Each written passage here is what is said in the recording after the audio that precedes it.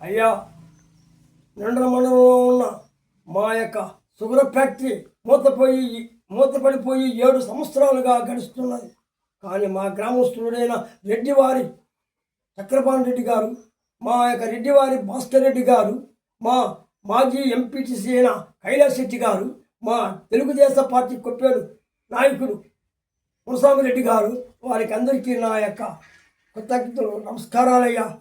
అయ్యా, మా రెడ్డివారి భాస్కర్ రెడ్డి గారు ఆయన శ్రద్ధగా ఈ షుగర్ ఫ్యాక్టరీని తెరిపించాలి, మన ముఖ్యమంత్రి దగ్గరికి తీసుకుని వెళ్ళి ఇది ఒక పరిష్కారం చేయాలని ఒక ఆయనలో ఉండిందంటే ఆ మహానుభావుడు